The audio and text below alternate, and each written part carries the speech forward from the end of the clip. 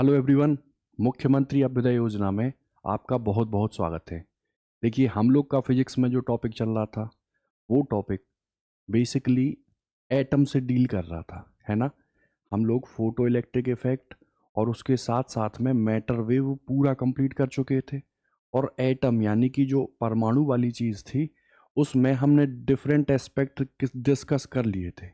और उसी में हम हाइड्रोजन या हाइड्रोजन से मिलते जुलते हुए एटम को डिस्कस कर रहे थे, जिसमें हम आगे बढ़ रहे थे। तो लास्ट क्लास में, बिल्कुल लास्ट में, हमने एक संक्रमण देखा था, ट्रांजिशन देखा था, जिस ट्रांजिशन को हम लोग बोल रहे थे अवशोषण संक्रमण।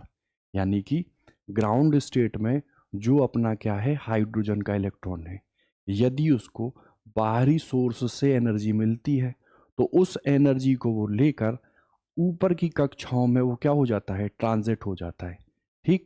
और वहाँ पर वो रुकता नहीं है, वहाँ पर क्या है, वो 10⁻⁻8 सेकंड तक रुकने के बाद पुनः अपनी उसी कक्षा में आ जाता है जिस कक्षा से वो निकला था, है ना।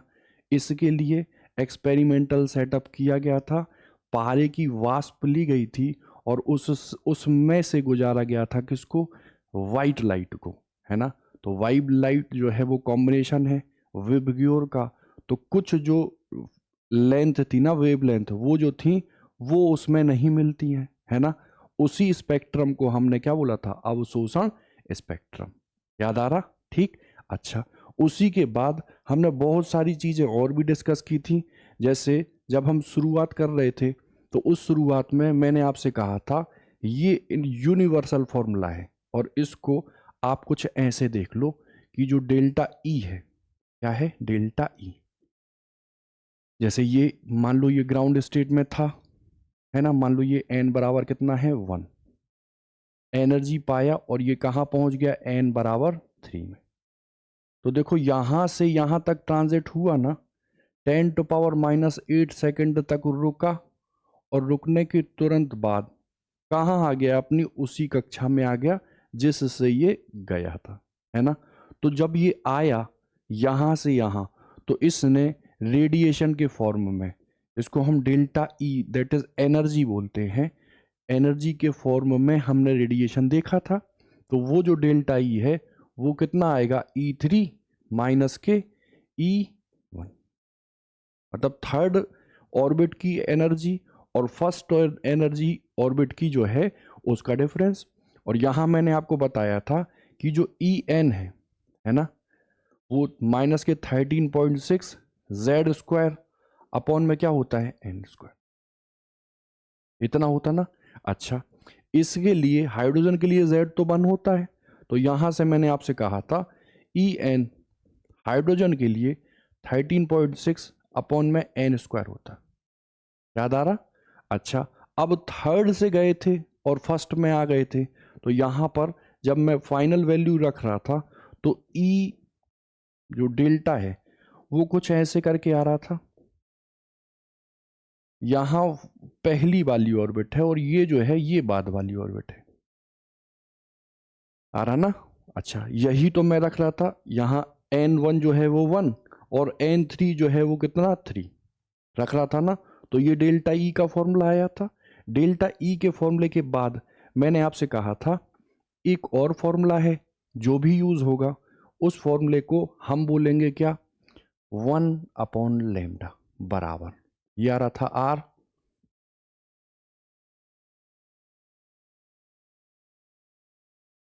याद आ रहा? अच्छा देखो, कुछ मैं ऐसे ही तो लिख रहा था, इसको ड्राइव करने के लिए जो डेल्टा ई है ना उसको मैं आर कर रहा था। ऐसे था ना, 13.6 को मैं सीधा RCH लिख दूं और 1/N1 स्क्वायर, ठीक है ना। अच्छा, इसके बाद अगर मैं कहूं तो भाई ये रेडिएशन का रूप था, तो E बराबर HC/λ कर रहा था, तो ये RCH आ रहा था और ये N1 square N2 square, agree. अच्छा, HC से HC काट रहा था, तो 1/λ विच इज इक्वल टू क्या आ रहा था, R 1/N1 स्क्वायर। 1/n²। इतना आ रहा था।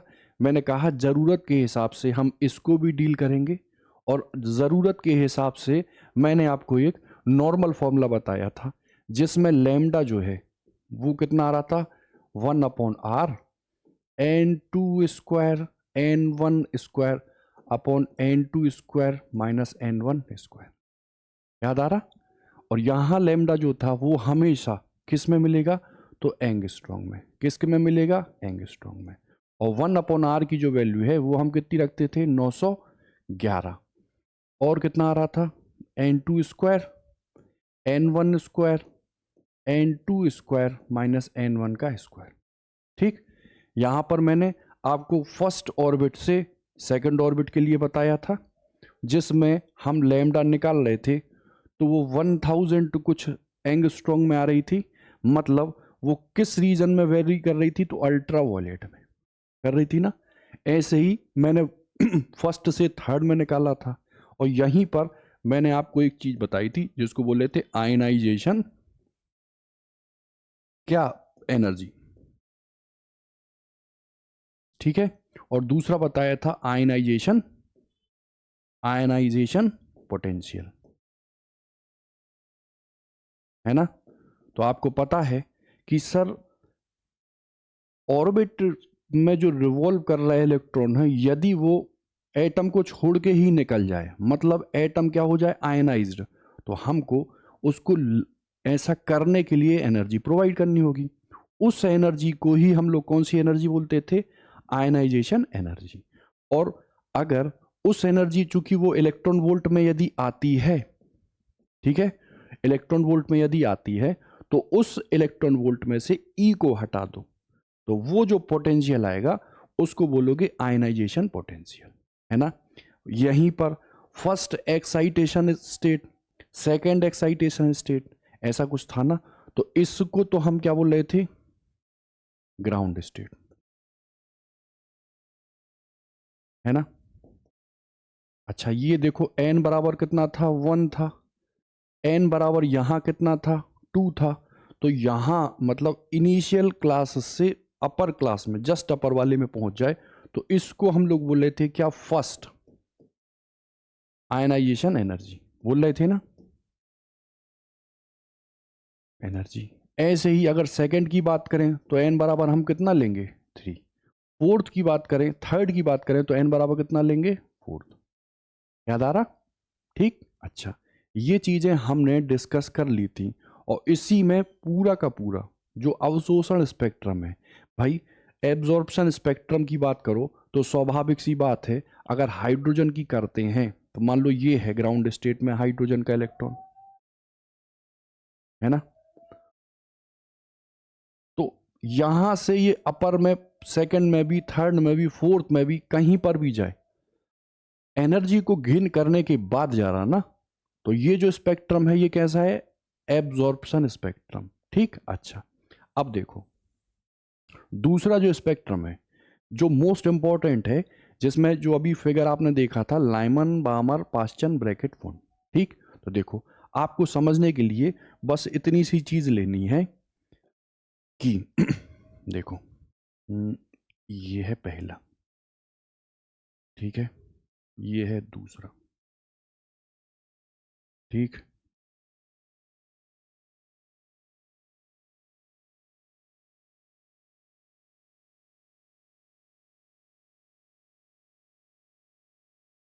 हम्म,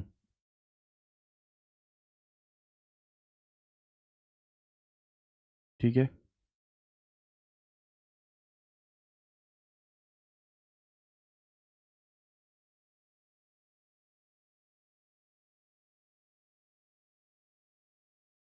तो मान लो यहां पर ये जो है, ये n बराबर क्या है, इन्फिनिटी। देखो ये n बराबर कितना है, 1 2 3 4 5 6। आपको एनर्जी अब पता चल जानी चाहिए। ई एन जो है वो हाइड्रोजन के केस में 13.6 Z square upon N square होती ना। जेड तो हाइड्रोजन के लिए 1 होता है, यहाँ मैं कितना रख दूं, माइनस के 13.6। यहाँ कितना रख दूं, 2 का भाग 4 तिया 12, 3.4, सब ये काय में है, इलेक्ट्रॉन वोल्ट में। 9 ले लो अगर यहाँ, 1 2 3, 9 एकम 9, है ना। कितना बचा, 1.51, और आगे बढ़ो तो पॉइंट के 85। ठीक है। अब देखो अवशोषण या एनर्जी स्पेक्ट्रम में इलेक्ट्रॉन एनर्जी गेन करके ऊपर की क्लासेस में जा रहा था, ऊपर की कक्षाओं में जा रहा था। ठीक है। अब कोई ज़रूरी नहीं है कि वो जो इलेक्ट्रॉन यहाँ जा रहा था वो डायरेक्टली 6 से सीधा 1 पर ही आए, है ना। ये तो कोई ज़रूरी नहीं है, क्योंकि उसके अकॉर्डिंग या वो अपने हिसाब से 6 से सर 4 पर भी आ सकता है, 6 से मान लो 3 पर भी आ सकता है, 6th से वो सेकंड पे आने के बाद अल्टीमेटली कहाँ आएगा, n बराबर 1 पर, क्योंकि जिस ऑर्बिट से निकला है आएगा तो उसी ऑर्बिट में, है ना। तो जब भी कोई हाइड्रोजन का जो इलेक्ट्रॉन है वो एनर्जी गेन करता है, गेन करने के बाद अपने से उच्च कक्षाओं में जाता है, वहां पर 10⁻⁻8 सेकंड रुकने के बाद पुनः वो अपनी कक्षाओं में जब आता है या आता है इनिशियल कक्षा में, तो डिफरेंट डिफरेंट कक्षाओं से होके आता है। और सीधी सी बात है, जब अलग अलग कक्षाओं में वो आएगा तो जो डेल्टा ई है, आप मुझे बताओ, जैसे डेल्टा ई है, मान लो चौथे से तीसरे में आ रहा, तो मैं इसको E4 माइनस E3 लिखूंगा ना। तो मुझे बताओ यहाँ पर अगर मैं इसको फिर से एच न्यू लिख दूं और इसको E4 माइनस E3 लिख दूं, तो बताओ न्यू जो है वो E4 माइनस E3 अपॉन में H होगा ना। तो देखो ये एनर्जी चेंज होगी तो ये न्यू चेंज होगा, और न्यू यदि चेंज है तो लैम्डा चेंज होगा। तो इसी आधार पर, यानी कि अपर ऑर्बिट से जब इलेक्ट्रॉन नीचे आता है, अपनी ओरिजिनल अवस्थाओं में आता है, तो हो सकता है वो अपर से कहाँ आ जाए, फर्स्ट, पहली कक्षा में। तो जब भी अपर से या ऊपरी कक्षा से हमेशा कहाँ आएगा, निचली में पहली नंबर की कक्षा में। तो इस में जो हमको लैम्डा मिलेगी ना, या इसमें जो मुझे क्या मिलेगा, तरंग दैर्ध्य जो मिलेगी, उस तरंग दैर्ध्य को हम लोग पूरे स्पेक्ट्रम में अलग अलग श्रेणियों में जब डिवाइड करेंगे तो उस तरंग दैर्ध्य को हम किस में लेंगे, लाइमन श्रेणी में। किस में लेंगे, लाइमन श्रेणी। ठीक है। मतलब हाई ऑर्बिट से अल्टीमेटली फर्स्ट ऑर्बिट में जब इलेक्ट्रॉन आता है तो जिस टाइप का जो रेडिएशन मिलता है उस रेडिएशन को हाइड्रोजन स्पेक्ट्रम में किस श्रेणी या किस सीरीज में लेते हैं, तो लाइमन सीरीज में। ठीक। अच्छा, मान लो अगर सर वो उच्च कक्षाओं से कहां आता है, n बराबर 2 पर, ये उच्च कक्षा थी, उच्च से कहां आया, n बराबर 2 पर। ठीक है। ठीक। तो बताओ यहां जो श्रेणी मिलेगी पूरे स्पेक्ट्रम में, अलग अलग जो श्रेणियां हैं, अलग अलग, जैसे हम मान लो प्रिज्म में से व्हाइट कलर गुजारते थे तो डिस्पर्जन होता था ना, मतलब अलग अलग लैम्डा है विबग्योर में, तो अलग अलग जो स्पेक्ट्रम मिल रहा था वही सेम यहां पर है। यहां पर ये जो श्रेणी कहलाएगी इसको क्या बोलेंगे, बामर। क्या बोलेंगे, बामर, है ना। तो आप मुझे बताओ, अगर मैं आपसे कहूं लाइमन के लिए N2 कितना होगा, तो तुम कहोगे N2 सर पहले में तो आना है, तो कहां से आएगा, 2 से भी आ सकता, 3 से भी, 4 से भी, और dot dot dot dot infinite, है ना। मतलब कंडीशन है N2 होना क्या चाहिए, 2 से ज्यादा कुछ भी, 2 3 4 5 dot dot dot dot infinite. अच्छा, N1 कितना होना चाहिए लाइमन में, N1 होना चाहिए कितना, 1। क्यों, क्योंकि उच्च कक्षा से कहां आएगा, ग्राउंड स्टेट में, और ग्राउंड स्टेट जो है वो n बराबर कितनी होती है, 1। ठीक है। अच्छा, मैंने आपसे कहा बामर के लिए N2 बताओ, तो उच्च से कहां आएगा, सेकंड नंबर की ऑर्बिट में, सेकंड नंबर की ऑर्बिट में। तो बताओ यहां पर N2 कितना होगा, 2 को हटा दो तो 3 4 5 और ज़्यादा बढ़ाते जाओ, वो क्या होगा n2। और n1 कहाँ होगा, तो n1 होगा n बराबर 2 पर। ठीक है। अच्छा, लाइमल के बाद आती है बामर, बामर के बाद आती है पाश्चन। तो पाश्चन में अब जो इलेक्ट्रॉन है ना वो उच्च से कहाँ आएगा, थर्ड नंबर पर। कहाँ आएगा, थर्ड पर। ठीक है, कोई दिक्कत, तो यहां भी आप n का पता लगा लोगे कि n1 कहाँ होगा, 3 पर, और n2 कहाँ होगा, तो 3 से बढ़ता हुआ कोई भी ऑर्बिट, 4 5 6। तो लाइमन, बामर, पास्चन। अगला आता है ब्रैकेट। क्या आता है, लाइमन, बामर, पास्चन, ब्रैकेट। तो ब्रैकेट में ऊपर की किसी भी ऑर्बिट से कहाँ आएगा, 4 पर। कहाँ आएगा, 4 पर। ठीक है, सॉरी,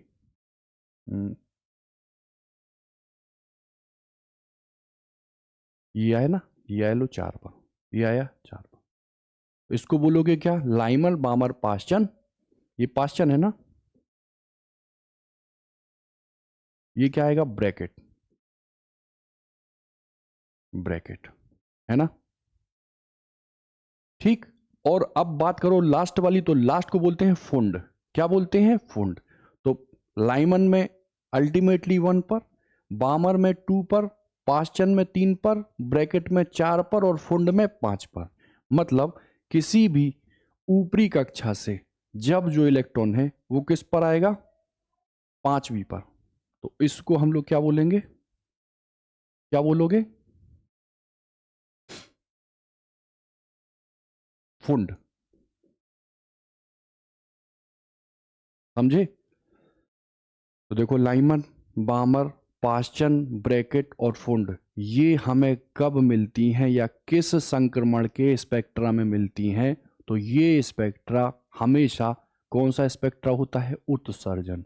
और उत्सर्जन का मतलब सीधा सा है, एनर्जी है किसके पास, इलेक्ट्रॉन के पास, वो एनर्जी वो निकालेगा in the form of radiation. और उस रेडिएशन के लिए हम लोग ई निकालेंगे या डेल्टा निकालेंगे।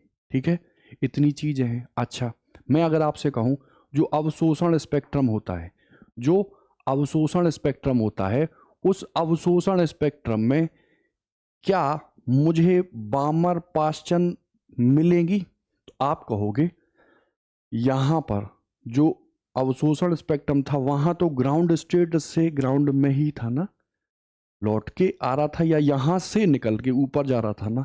तो बताओ, अवशोषण स्पेक्ट्रम में मुझे केवल और केवल एक श्रेणी ही मिलेगी, उसको क्या बोलोगे हम, लाइमन। बाकी बाकी उत्सर्जन में बामर, लाइमन, पास्चन, ब्रैकेट, फुंड, ये सारी की सारी श्रेणियां मिलेंगी। ठीक है। अच्छा, अब देखो, जब हम निकालेंगे ना, जैसे लाइमन की हम बात करेंगे, बामर की बात करेंगे, पास्चन की बात करेंगे, ब्रैकेट की बात करेंगे, और फुंड की बात करेंगे। ठीक, तो जो लाइमन श्रेणी में हम लैम्डा निकालेंगे ना, तो वो जहां वेरी करेगा, लैम्डा जहां वेरी करेगा उसको बोलेंगे हम अल्ट्रा वायलेट। क्या बोलेंगे, अल्ट्रा वायलेट। ठीक है। अच्छा, बामर की यदि बात करो, क्या बात करो, बामर की, तो वहां पर जो हम लैम्डा देखेंगे ना, वो लैम्डा देखो ये कुछ ऐसा है ना, ऐसा है ना। तो देखो, अल्ट्रावायलेट के बाद ये लाइट रीजन में क्या आएगा, तो बामर की जब भी हम लेमडा निकालेंगे वो वेरी करेगा लाइट, है ना, मतलब 4000 से 8000 के लगभग में। अच्छा, और पाश्चन में बात करो, तो पाश्चन जिस श्रेणी में आएगा वो कैसी रहेगी, इंफ्रा रेड। कैसी रहेगी, इंफ्रा रेड। इसको बोलते हैं हम अवरक्त। ठीक है, कोई दिक्कत नहीं। अच्छा, अब इतनी चीजें आपने देख ली उत्सर्जन स्पेक्ट्रम में अलग अलग श्रेणियों में। तो देखो, उन्हीं के वो सारे फॉर्मूले बनते हैं जो हम पहले डिस्कस कर चुके हैं। ठीक है, जैसे ध्यान से देखो, मैंने आपको कहा इनिशियल स्टेट जहां पर इलेक्ट्रॉन है ना। अब देखो समझ लो पहले ये चीज, सर आप कह रहे हो कि हम हाइड्रोजन की बात करते हैं, और हाइड्रोजन में अगर देखें तो नॉर्मली वो ग्राउंड स्टेट जो है वो पहली ही कक्षा है। तो जब पहली कक्षा है तो यहाँ पे जो आप लाके दूसरी में या फाइनली तीसरी में ला रहे हो वो कैसे हम समझें। तो सन की बात कर लो, सन। तो मुझे आप बताओ, आपने नाभिकीय संलयन तो सुना होगा ना, सुना होगा। जब हल्के हल्के नाभिक मिलकर एक भारी नाभिक बनाते हैं तो वो जो अभिक्रिया है उसको नाभिकीय संलयन बोलते हैं। लेकिन जो सन है उसका टेम्परेचर प्रचंड है। कितना है? 10⁻⁷ केल्विन है। अच्छा मुझे बताओ, 10⁻⁷ केल्विन पर क्या हाइड्रोजन अपनी इनिशियल अवस्था में रहेगा? क्या ग्राउंड पोजीशन यानी ऑर्बिट नंबर 1 में ही रहेगा? रहेगा तो इतनी एनर्जी में नाभिक वाभिक तो होते ही नहीं है। इतनी प्रचंड एनर्जी में ऑर्बिट नाम की तो चीज होती ही नहीं है। क्यों? क्योंकि इस स्टेट पर जो स्टेट है वो कौन सी स्टेट कहलाती है? प्लाज्मा। कौन सी स्टेट कहलाती है? प्लाज्मा। तो अब बताओ, अब बताओ, ग्राउंड स्टेट से तो ऊपर उठ गया होगा ना, क्योंकि बहुत सारी कक्षाएं हैं और एनर्जी इतनी है ही कि ग्राउंड पे आने वाली चीज हो ही नहीं रही। ठीक, तो देखो सन का एग्जाम्पल लेके आप इस चीज को कोरिलेट कर सकते हैं। ठीक, अच्छा अब देखो हमारा जो काम है यहां पर वो क्या है, इन्हीं सीरीज को, इन्हीं श्रेणियों को हमको देखना है कि initial, final, wavelength formula, first member, second member और सीरीज वेरिएशन वेवलेंथ और किस रीजन में पाई जाती। तो ये तो आपको क्लियर है कि लाइमन वाली जो चीज है अल्ट्रावॉयलेट, अल्ट्रावॉयलेट रीजन में पाई जाती है। ठीक है, मतलब जो रेडिएशन मिलेगा स्पेक्ट्रम में यदि हम उसको देखें तो जो वेवलेंथ वेरी करेगी वो यूवी रीजन वाली करेगी। ठीक है, अच्छा दूसरी बात करो बामर की, तो बामर में जो लाइन फाउंड मिलेगी वो कौन सी मिलेगी? विजिबल। कौन सी मिलेगी? विजिबल। ठीक, दृश्य वाला। तीसरी बात करो पाश्चन, ब्रैकेट और फुंड। पाश्चन, ब्रैकेट, फुंड, तो देखो तीनों में कौन सी मिल रही है? इंफ्रारेड, इंफ्रारेड और फॉर इंफ्रारेड, है ना। मतलब अगर सर लैम्डा निकालना हो तो लैम्डा इसका इससे ज्यादा और इसका इससे ज्यादा होगा। ठीक, चलो ये बात तो आपको क्लियर हो गई। ऑप्शन में कभी कभी पूछ लिया जाता, जैसे वो कहेगा, क्या कहेगा, उच्च उच्च जो ऊर्जा की कक्षा है उससे हाइड्रोजन का जो इलेक्ट्रॉन है वो द्वितीय कक्षा में आता है। तो स्वाभाविक सी बात है एनर्जी को रेडिएट करेगा, एनर्जी रेडिएट करेगा तो E बराबर hc/λ हम लगाएंगे। तो अब ये आपको याद होना चाहिए कि उच्च से कहाँ आ रहा है? सेकंड। और उच्च से यदि सेकंड में आ रहा है तो लाइमन के बाद कौन सी आती है? बामर। कौन सी आती है? बामर। मान लो उसने कहा फिफ्थ ऑर्बिट से फर्स्ट ऑर्बिट में आ रहा है तो किस रीजन में आएगा? Ultraviolet. ठीक है, मान लो उसने कह दिया कि फोर्थ से कहाँ आ रहा है? थर्ड पर। तो फोर्थ से थर्ड में आने का मतलब ही क्या है कि लाइमन, बामर, पाश्चन, है ना। तो किस पे आएगा? पाश्चन पर। एग्री? ठीक, तो वो आप डिसाइड कर लेना, देख लेना। ठीक है, अब ये बताओ इनिशियल स्टेट अगर हम लाइमन की बात करें, है ना, तो वो आ कहाँ रहा है? फाइनली ऑर्बिट नंबर 1 में। और कहां पर हो सकता है? 2, 3, 4, 5 डॉट डॉट डॉट डॉट किसी भी कक्षा में। लैम्डा का फॉर्मूला मैंने आपको बताया, 1/λ विच इज इक्वल टू क्या होता है? R। 1/n1² माइनस 1/n2² होगा। तो बताओ n1 तो देखो मैं यहां लिख दूं ये, है ना, और ये देखो इसको मैं कितना लिख दूं? फाइनल, जहां से आ रहा। तो 2, 3, 4, 5 है, जहां से आ रहा होगा वहां लिख देंगे। अब वो कह रहा है फर्स्ट मेंबर, सेकंड मेंबर। तो फर्स्ट मेंबर कब मिलेगा? मतलब पहले मेंबर की बात, तो नॉर्मल ऑर्बिट से जस्ट ऊपर उठ जाए सेकंड ऑर्बिट में तो क्या मिलेगा? First member. Sir second member कब मिलेगा? तो आप कहोगे सेकंड से फर्स्ट पे ना आए, थर्ड से कहाँ आ जाए? फर्स्ट पे। जैसे सेकंड से फर्स्ट पर आएगा तब तो पहला मेंबर, और थर्ड से फर्स्ट पे आ जाए दूसरा मेंबर, फोर्थ से फर्स्ट पर आ जाए तीसरा मेंबर, नॉर्मल है। ठीक, अच्छा, सीरीज लिमिट n1 बराबर इन्फिनिटी से n फाइनल, है ना। जब हम ये यहां कैलकुलेट करेंगे, मैंने बताया था ना, 1/r की जो वैल्यू है वो कितनी रखेंगे, लेमडा। जैसे देख लो, मैंने आपसे कहा E बराबर 13.6 n1 स्क्वायर n2 स्क्वायर, इतना कहा। तो यही मैंने बढ़ाया था ना आगे, आर एच सी और एच सी काटा था, तो लेमडा आर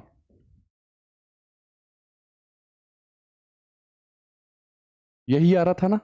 अच्छा, मैंने कहा था इसको पलट लो, आप पलट लो, तो लेमडा बराबर क्या आता है, 1/r, और इधर आ रहा था n2 स्क्वायर n1 स्क्वायर और n2 स्क्वायर माइनस n1 का स्क्वायर। ठीक, और मैंने कहा था सुविधा के लिए लेमडा हमेशा एंगस्ट्रॉन्ग में आएगा यदि 1/r की वैल्यू हम कितनी रखते हैं, 911 एंगस्ट्रॉन्ग। कितनी रखते हैं, 911 एंगस्ट्रॉन्ग। ठीक, तो यहां पे वैल्यू पुट करके आराम से आप आंसर निकाल लोगे। ठीक है, चलो, लाइमन के लिए 2, 3, 4 नंबर की ऑर्बिट से इलेक्ट्रॉन कहां पर आएगा, अल्टीमेटली 1 पर। बामर में अल्टीमेटली कहां आएगा, 2 पर। कहां से, तो जस्ट अपर कक्षा, तीसरी, चौथी, पांचवी, छठवीं, सातवीं। फिर वही formula, n1 n final, final तो 2 से बड़ा होगा ना, तो 3, 4, 5, और अल्टीमेटली कहां आएगा, सेकेंड ऑर्बिट में, तो उसका क्या कर लेंगे, स्क्वायर।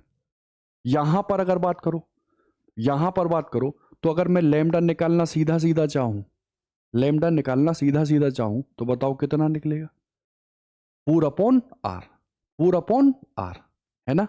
अच्छा, कैसे आएगा, अभी हम ये न्यूमेरिकल में देखेंगे, उससे और ज्यादा आपको क्लियर होगा। ठीक, चलो, जैसे देख लो आप भाई,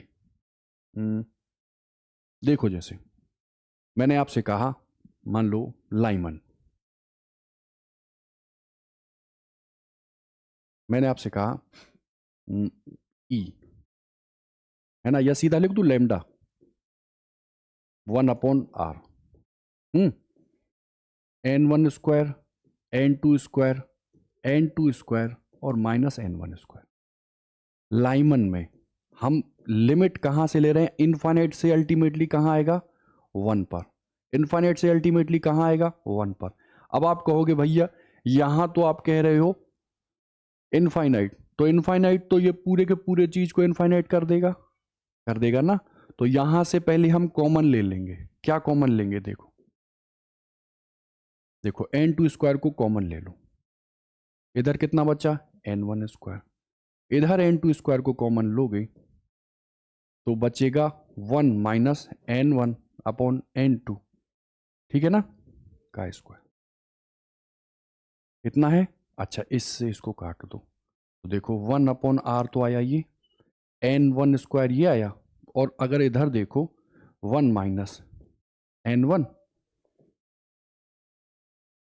अब मुझे बताओ n1, n1 मतलब अल्टीमेटली कहां आएगा, 1 नंबर की कक्षा में। कहां से, आपने कहा लिमिट फाइनली वेरी, मैंने कहां कर दी, इनफाइनाइट पे है वो, कहां है, इनफाइनाइट, तो समथिंग अपॉन इनफाइनाइट जीरो होगा ना। तो मुझे देख के बताओ, यहां जो है n की वैल्यू 1 और यहां कितना था, r, तो देख के बताओ जो लेमडा है वो कितना आएगा, 1/r।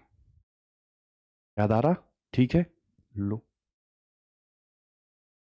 लेमडा कितना आ रहा था, 1/r आ रहा था ना। अब आप कहोगे भाई ये 1/r जो आपने लिखा है, ये जो 1/r लिखा है, एक्चुअली में भाई ये यही तो है, 1.067 इंटू 10⁻7, ऐसी कुछ करते थे ना, करते थे ना। ऊपर ले जाओगे तो जो कैलकुलेट होके आएगा वो कितना आएगा, 911 एंगस्ट्रॉम। ठीक, यही सेम चीज हम किस में डील कर लें, बामर में। ठीक है, आप कहोगे आपने पढ़ाया, क्या पढ़ाया, ठीक है, ये क्या पढ़ाया आपने, आर,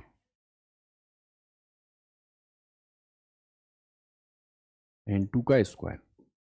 ठीक, अब बताओ, सीधी मैं लिमिट ले रहा हूं, हाई मतलब अपर मतलब इनफाइनाइट से, बामर मतलब कहां पर आएगा, इलेक्ट्रॉन कहां पर आएगा अल्टीमेटली सेकंड नंबर पे। ठीक है, हमने यहां पर वैल्यू रख दी, तो वही लैम्डा, देखो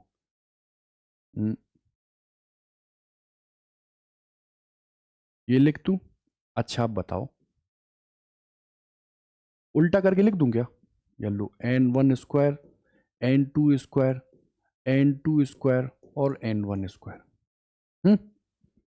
फिर देखो, हम्म, है ना, तो लेमडा बराबर क्या है, 1/r। फिर वही, अब देखो मैं बार बार नहीं लिख रहा हूं, n2 स्क्वायर को बाहर निकाल दिया, इधर आया n1 स्क्वायर, है ना, इधर भी n2 स्क्वायर को कहाँ निकाला था, बाहर। हम्म, तो इधर आया था 1 माइनस n1 स्क्वायर और n2 का स्क्वायर, इससे इसको काट दिया, और अल्टीमेटली कहाँ, इनफाइनाइट, ये तो पूरा टर्म जीरो, और यहां देखो तो 2 का स्क्वायर कर दोगे, कितना हो जाएगा, 4। कितना हो जाएगा, 4। तो अगर लैम्डा अगर हम निकालना चाहें लास्ट वाले के लिए, तो बताओ कितना आ जाएगा, 4/r। ठीक है, देख लो, 4/, ये आ रहा ना। अब 4/r की भी वैल्यू रख लेना, है ना। देखो 1/r की कितनी है, 911। 911 में आप 4 का गुणा कर देना, 4 एकम 4, फिर 4 एकम 4 और 9 चौके 36। ठीक है, कोई दिक्कत नहीं। अच्छा, अब वो अलग अलग ट्रांजिशन पूछ ले, वो कहे 3 से 2 पर, ये एक्चुअली क्या दिया जा रहा है, ये लैम्डा मैक्सिमम और लैम्डा मिनिमम दिया जा रहा है ना। तो याद कर लो आप, मैं याद करा ही दे रहा हूं, देखो देखो 1/लैम्डा है ना, ये आर है, 1/n1 स्क्वायर n2 स्क्वायर, इतना है ना। तो देखो जब इनवर्स में रहे, किस में रहे, इनवर्स में, तो देखो अगर हमें अधिकतम लेना है ना, अधिकतम क्या, लैम्डा, तो हम जो n2 लेंगे ना, वो जस्ट अपर वाली लेंगे, जस्ट अपर वाली। जैसे मैंने आपसे कहा लाइमन श्रेणी में अधिकतम यदि मुझे क्या चाहिए, लैम्डा, अधिकतम लैम्डा चाहिए, तो कुछ मत करो, आप लिख देना 1/लैम्डा आर, अधिकतम के लिए जस्ट ऊपर वाली कक्षा। तो लाइमन में हमेशा पहली क्या होती है, और दूसरी जस्ट ऊपर वाली होगी ना, तो 2 का क्या कर दोगे, स्क्वायर। ये आपको क्या देगा, लैम्डा मैक्सिमम। और अगर वो कहे लाइमन जो श्रेणी है उसमें मुझे न्यूनतम तरंग दैर्ध्य चाहिए, न्यूनतम तरंग दैर्ध्य चाहिए, तब आप क्या लोगे, अधिकतम। ये क्या है, अधिकतम। तो अधिकतम में n2 क्या लेंगे हम, न्यूनतम। और अगर वो पूछे लैम्डा न्यूनतम, तो हम क्या लेंगे, अधिकतम। क्या लेंगे, n हमेशा क्या लेंगे, मैक्सिमम। और n मैक्सिमम कितना जाता है, इनफाइनाइट। कितना जाता है, इनफाइनाइट। ठीक है, जैसे मैं यहां भी लिख देता हूं, मिनिमम ना, सही तो मैक्सिमम था, मिनिमम। मैं कितना लिख दूं, r, और यहां कितना लिख दूं, इनफाइनाइट का। समझ में आई बात, अगर ये याद कर लो तो बेहतर है, नहीं तो फिर आप वही फॉर्मूला लगा लेना भाई, लैम्डा बराबर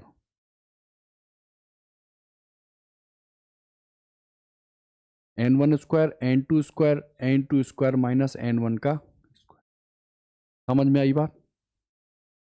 और यहां से निकालोगे, फिर चेक करोगे, उससे अच्छा ये है कि अधिकतम के लिए n न्यूनतम और न्यूनतम के लिए n अधिकतम।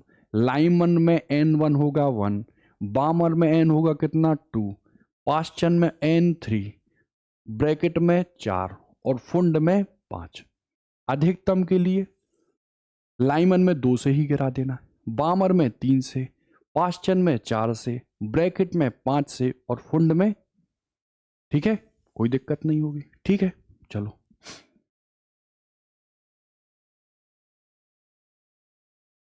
देखो ये तो आया बामर। अच्छा पास्चन के लिए देखो, अब पास्चन के लिए मैं शॉर्ट में ही लिख रहा हूं। लैम्डा निकाला था कितना, आया था ना, आया था। और देखो ऊपर क्या आया था, n1 स्क्वायर, और नीचे 1 minus n1 square upon n2 का स्क्वायर। लाइमन बामर पास्चन, तो पास्चन में n1 कितना होता है 3, और 3 का स्क्वायर करो तो कितना होता है 9, और इधर 1 था, और इधर तो ये क्या है इनफाइनाइट वाली चीज। समथिंग अपॉन इनफाइनाइट का स्क्वायर भी कितना है 0। तो बताओ ये 9/r आएगी ना, आएगी ना। अच्छा अब बताओ ये अधिकतम है कि न्यूनतम है। यहां मैं n2 कितना ले रहा हूं इनफाइनाइट, तो ये जो आएगा वो क्या आएगा अधिकतम। ये क्या आएगा लैम्डा मैक्सिमम।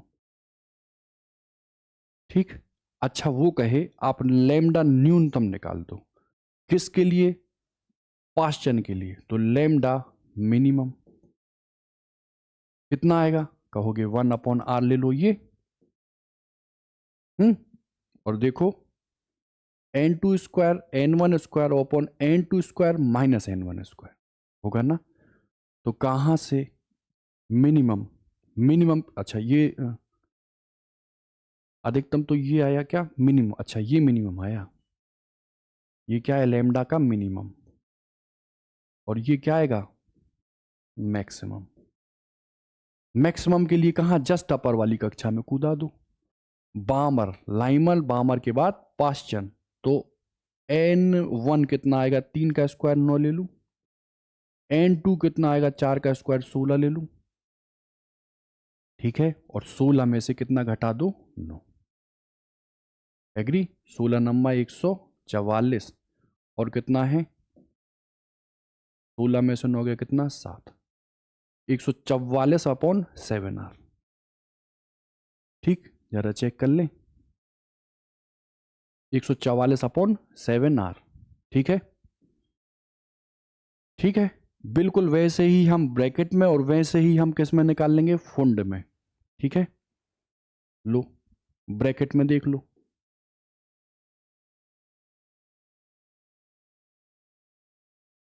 ब्रैकेट में लैम्डा मिनिमम पहले कितना आएगा 1/r। फिर से यहां पे क्या वैल्यू रखोगे 1/r, और कितना आ रहा था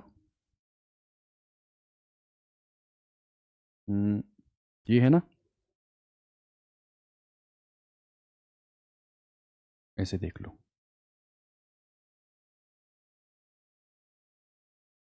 मिनिमम निकालने के लिए। और कितना लाइमन हो गया, बामर, पास्चन, अब क्या आया ब्रैकेट, ब्रैकेट बोले तो 4, 4 का स्क्वायर 16 लिख दूं। और इधर वही क्या है मिनिमम के लिए कहां चलना है मैक्सिमम, r/16। देखो कितना आ रहा है r/, 1/लैम्डा क्या आ रहा है r/16, तो लैम्डा बराबर क्या होगा 16/r। बिल्कुल डिट्टो वही सेम चीज हम कहां रख लेंगे 5 से 4 में। ये क्या देगा लैम्डा की वैल्यू मैक्सिमम, लैम्डा की वैल्यू मैक्सिमम। ये क्या देगा लैम्डा की value minimum, maximum minimum, maximum minimum. ठीक है, ये चार्ट याद हो गया आपको, लाइमन बामर पास्चन ब्रैकेट फुंड, ये जो तीनों चीजें होती हैं, चारों चीजें, ये हम लोग के क्वेश्चन में यूज होंगी। ठीक है, चलो चलो इतनी बात पर हम एक आध क्वेश्चन लेते हैं। ठीक है, 1 मिनट आप होल्ड करो, हम क्वेश्चन ले लें, 1 मिनट रुकना।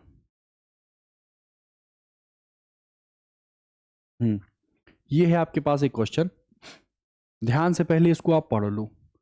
उत्सर्जन है कि अवशोषण है, कहाँ से कहाँ पे ट्रांजिशन हो रहा है, किस टाइप का वेवलेंथ हमको मिलेगा, है ना। उन सब चीज़ों को पहले कंसीडर करो, क्योंकि यहाँ तक सुनने के बाद कॉपी में आपने नोट कर लिया होगा। इस क्वेश्चन को ध्यान से पढ़ने के बाद आंसर निकालो, है ना। पॉज करके सॉल्व करना, नहीं तो देखो हम बताते हैं। देखो देखो क्या कह रहे हैं। द्विआयनीकृत लिथियम परमाणु, ध्यान से समझना। अभी जो मैंने अवशोषण या उत्सर्जन स्पेक्ट्रम पढ़े हैं वो हाइड्रोजन परमाणु के लिए पढ़े। और ध्यान से अगर देखो तो ये जस्ट क्या ऐसे नहीं है, बस जेड चेंज हो रहा है। यहां क्रमांक 1 है और हीलियम का क्रमांक 2 है, लेकिन हीलियम में 2 इलेक्ट्रॉन होते हैं, एक निकाल दो तो जो इलेक्ट्रॉन इसमें है वही इलेक्ट्रॉन इसमें है। तो क्या ये हाइड्रोजन सदृश नहीं है? सेम ऐसे ही अगर हम लिथियम की बात करें तो एक ये और 2 ये, तो जेड तो देखो यहां पर 3 आएगा, लेकिन यहां पर 2 आएगा और यहां पर 1 आएगा, लेकिन इलेक्ट्रॉन एक एक और यहां पर भी कितना है? 1। ठीक, तो हमसे वो पूछ रहा है द्विआयनित, मतलब 2 इलेक्ट्रॉनों को निकालने के बाद जो हीलियम लिथियम परमाणु मिला Li2+, 3 परमाणु संख्या वाली हाइड्रोजन की तरह है ना। कह रहा है ज्ञात कीजिए Li2+ के प्रथम से तृतीय बोर कक्षा में इलेक्ट्रॉन को उत्तेजित करने के लिए विकिरण की आवश्यक तरंगदैर्ध्य। एग्री।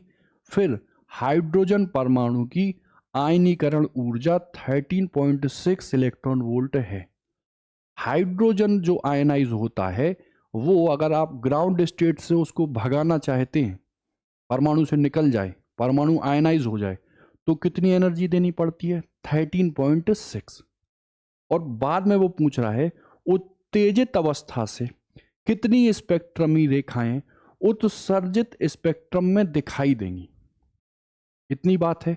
अच्छा, हम कहां से स्विच करें? तृतीय से प्रथम से कहां जाना है? थर्ड पर। ठीक, अब देखो मैं यहां डायग्राम बना लेता हूं। ये ले लो आप फर्स्ट, ये ले लो आप सेकंड, और ये ले लो आप थर्ड। प्रथम से कहां जाना है? थर्ड पर, है ना। तो जो लैम्डा है वो निकालना। अब ध्यान से समझना, यहां से और यहां तक, ठीक है। अच्छा, तो मुझे इतना बताओ कि यदि मैं डेल्टा ई निकालता हूं, तो वो 13.6 आता ना, और फिर जेड स्क्वायर ये आता है ना, और फिर क्या होता है? 1/n1²। अच्छा, हाइड्रोजन के केस में तो सिंपल सी बात है, z की वैल्यू भैया आप 1 रख दो, 13.6 1/n1², 1/n2²। लेकिन लिथियम में जेड भी कंसीडर करेंगे, करेंगे कि नहीं? अच्छा, तो अगर जेड को कंसीडर करेंगे, ध्यान देना, तो बताओ यहां 13.6 तो लिखूंगा, और लिथियम के लिए कितना होता है? 3, 3 का स्क्वायर कितना होता है? 9। फिर यहां n1² और यहां n2²। ठीक है, इतना करेंगे। अच्छा, मैंने आपको अभी बताया, या फोटो इलेक्ट्रिक इफेक्ट में मैंने बताया था आपको, ई को यदि लिखना हो तो मैं कहता था 12375, और ये क्या लिखते थे? लैम्डा, और किस में आता था? एंगस्ट्रॉम में। और इसको किस में लेते थे? तो इलेक्ट्रॉन वोल्ट में लेते थे। इतनी बात समझ में आ रही? तो ये जो पूरी चीज जाएगी ये इलेक्ट्रॉन वोल्ट में ही तो जाएगी, तो जो लैम्डा मुझे मिलेगा वो एंगस्ट्रॉम में मिलेगा। तो क्या मैं लिथियम के लिए कैलकुलेट कर लूं? करो, 13.6 और ये 9। इधर बताओ कहां से फर्स्ट से कहां पे थर्ड पर? तो बताओ 1/1, 1/9। एग्री? अच्छा, जब ये हुआ तो 13.6 और ये 9 और 8/9 होगा ना, इससे इसको काट दो, अब इस इलेक्ट्रॉन वोल्ट को मैं यहां लिख दूं और फिर नीचे ले जाऊं, इसको लिखने के बाद यहां ले जाऊं, तो जो लैम्डा इन एंगस्ट्रॉन्ग में है वो कितना आ जाएगा, 12,375, और नीचे कितना आ जाएगा, 13.6 इंटू 8 आएगा। अब फिर गुणा कर लो, 12,375, 8×6 = 48, 4 8 × 24 4 28, 2 8 × 8 और 2 10, इतना आएगा ना, समझ में आ रहा ना? ठीक है, हाँ चलो ये आया। अब यहां पर ही दशमलव लगना था, ठीक। तो इसका जो अप्रोक्सीमेट आंसर आएगा मैं आपको बता ही देता हूं, वो कितना आएगा।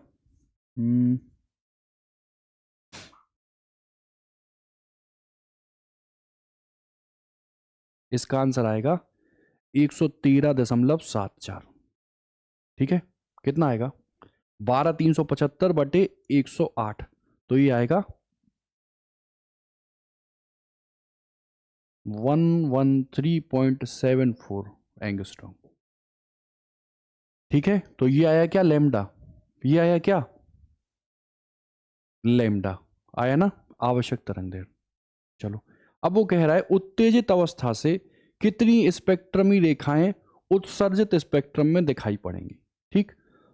तो देखो चीज आप समझ लो, देखो मेडिकल के पर्सपेक्टिव से देखें या नीट के पर्सपेक्टिव से देखें तो हम हमेशा N1 को कहां लेंगे, 1, और N2 को 2 3 4 डॉट डॉट डॉट डॉट कहीं भी ले ले।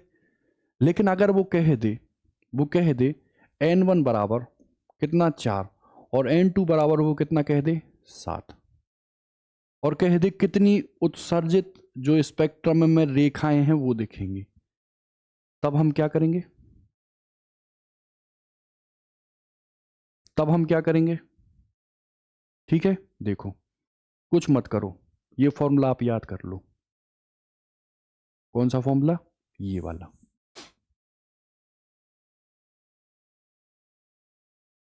ये देखो जो नंबर ऑफ लाइन मिलती है ना, वो कुछ N2 माइनस N1 प्लस 1 और N2 माइनस N1 अपॉन में कितना होता है, 2,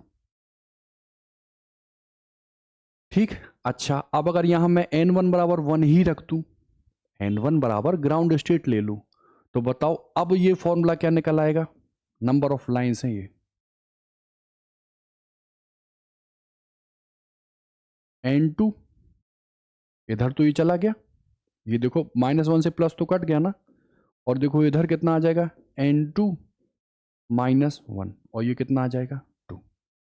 कितना है, ग्राउंड स्टेट को यदि मैंने 1 माना और N2 को कोई भी ले लो, n नंबर ले लो n, तो यहां कितना हो जाएगा, n-1 अपॉन में 2, ठीक। इसी को मैथमेटिकल वे में हम क्या लिखते हैं, NC2।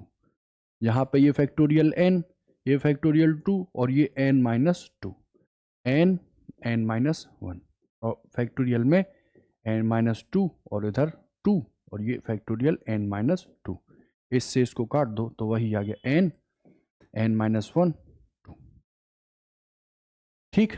अकॉर्डिंग टू, देखो क्वेश्चन क्या पूछ रहा है, वो कह रहा है कितनी स्पेक्ट्रमी उत्सर्जित है, तो बताओ कहां से जा रहा है वो, फर्स्ट से कहां जा रहा, थर्ड में, लगा दो n, थर्ड n-1 बाई 2, तो देखो ये आया 3 और ये आया कितना 2, और कितना आया 2, 2 से 2 को काट दो कितना 3, चेक करके देख लो। एक ऊपर से नीचे आ रहा, तो देखो भैया ये तो ऐसे आ सकता है,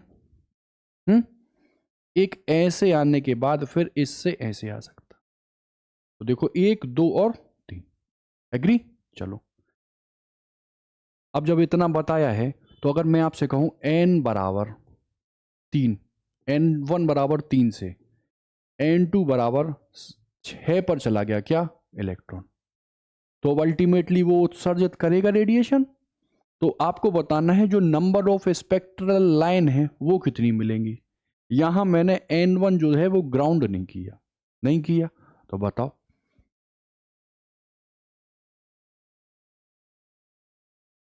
क्या समझाया मैंने आपको? N2 minus N1 plus K1, N2 minus N1, और नीचे कितना ले लेंगे? 2। बताओ, कहां से? 6 से। कहां पर? 3 पर, प्लस K1। 6 से कहां पर? 3 पर, और ये 2। ये तो गया तो कितना? 3 और 1, ये कितना? 4। ये कितना? 3। ये कितना? 2। 2 दूनी 4, 3 दूनी 6। मतलब जो स्पेक्ट्रल लाइन होंगी वो कितनी मिलेंगी? 6। अभी आप बना के खुद से और चेक कर लेना। देखो, मान लो 3 है, 4 है, 5 है, और ये कितना है? 6। ठीक है, अब चेक करते रहना ऐसे, है ना? सारी बनाना और चेक करना। अब इतना टाइम तो होता नहीं है, तो वही सीधा फॉर्मूला पुट कर लेना और आंसर निकाल लेना। ठीक है, चलो। उसी क्वेश्चन में एक दूसरा क्वेश्चन भी था। हो गया ना? कितनी स्पेक्ट्रमी रेखाएं मिलेंगी? ठीक है, ये तो हो गया।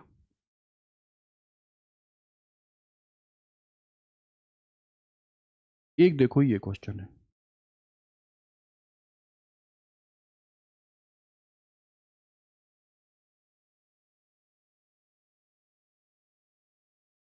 हम्म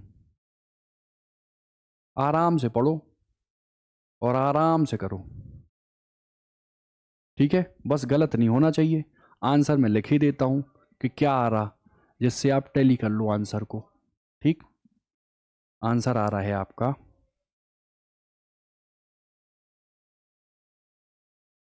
ई आ रहा है,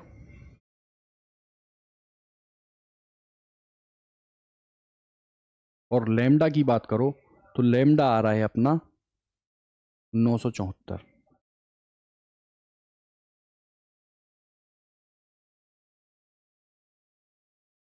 ठीक, पढ़ो पहले ध्यान से। हाइड्रोजन परमाणु की आयनन ऊर्जा कितनी है? 13.6 इलेक्ट्रॉन वोल्ट।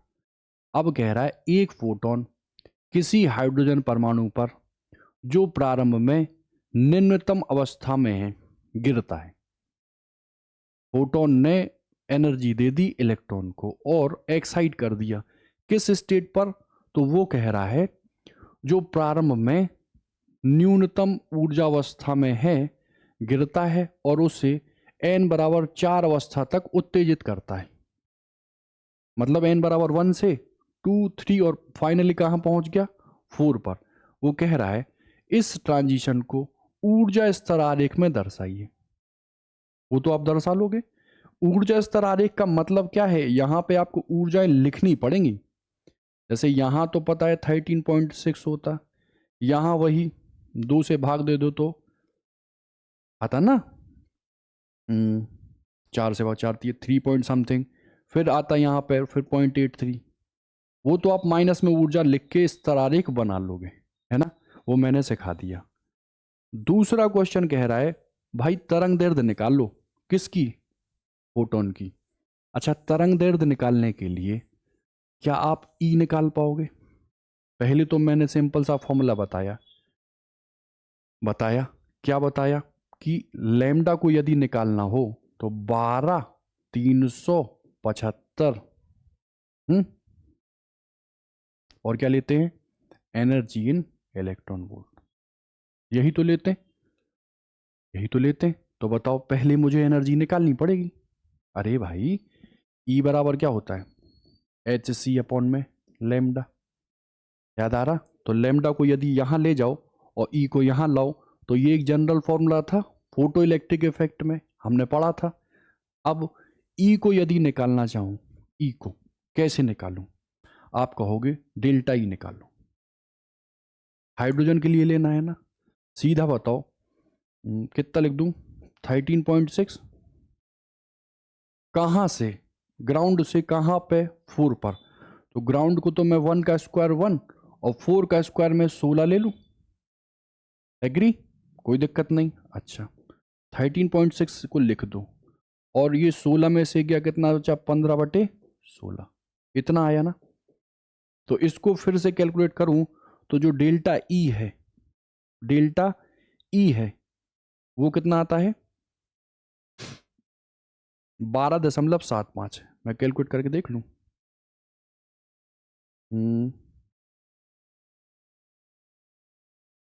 देखो 13 इंटू 15 कर लूं, भागे में कितना कर दूं, 16।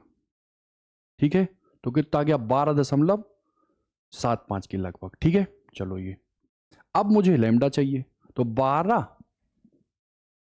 375 में किसका भाग दे दो आप, 12.75 का भाग दे दो, है ना। अरे 12 ले लो यार, लगभग लगभग। तो जब दोगे भाग, या इसको एक बार शिफ्ट कर दो यहाँ, तो 127 और ऊपर 123, तो देखो 9 के लगभग में कटेगा ना, 974। ठीक है, कर लेना इसको, गणित को है ना, ये तो गुणा भाग है, कर लोगे। ठीक, चलो तो ये तो अपने हो गए क्या, उत्सर्जन स्पेक्ट्रम से रिलेटेड चीजें, है ना। अब देखो हम आपके PYQ ले लेते हैं, है ना, उससे ज़्यादा और आप क्लियरिटी होगी आपको। रुकना, हाँ तो इस टाइप का आप डायग्राम बना लेना कॉपी पर।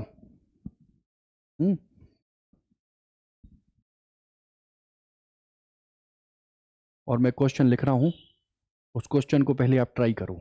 हम्म हम्म